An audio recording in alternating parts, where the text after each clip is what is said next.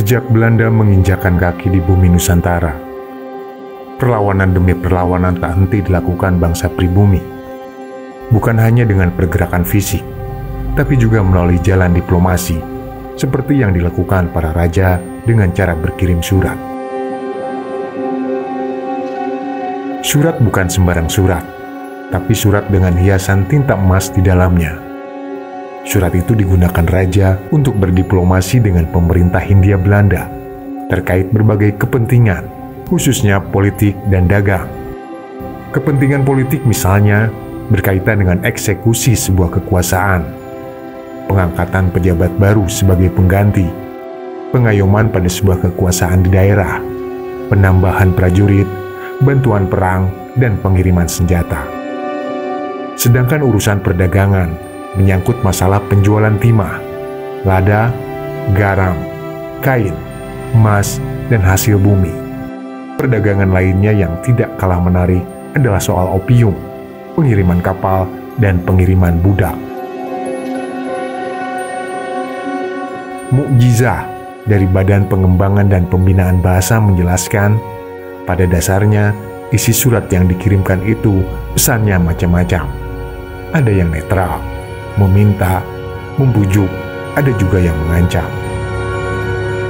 Adapun konteks sejarah surat emas terjadi sekitar awal abad ke-17, diawali dengan surat emas tertua dari Aceh.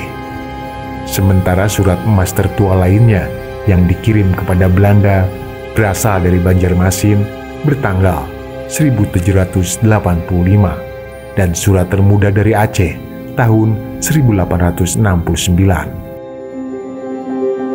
Surat-surat tersebut ditulis di atas kertas eksklusif dengan ukuran besar yang panjang dan lebarnya sekitar 52 cm kali 32 cm. Isi suratnya sangat rapi dan cantik.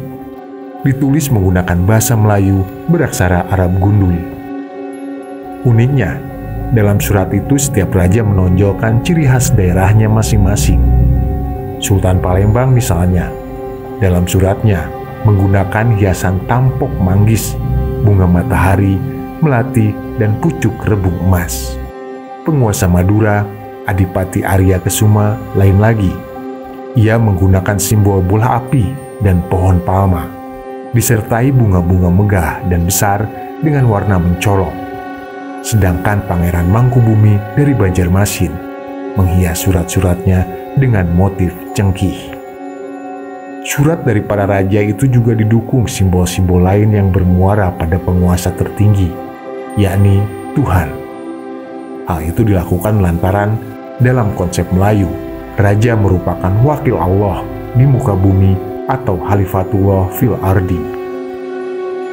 Sedangkan surat dari pemerintah Hindia Belanda dihias dengan motif dari tradisi Eropa, seperti bunga ros, bunga lili, pohon anggur, topi emas, pita, dan mahkota.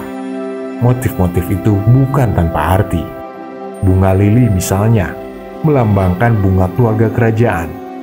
Adapun topi mencerminkan kekuasaan dan kekuatan. Pemakaian simbol-simbol kekuasaan itu memperlihatkan posisi kedua penguasa, yakni pemerintah Hindia Belanda dan raja-raja di Nusantara.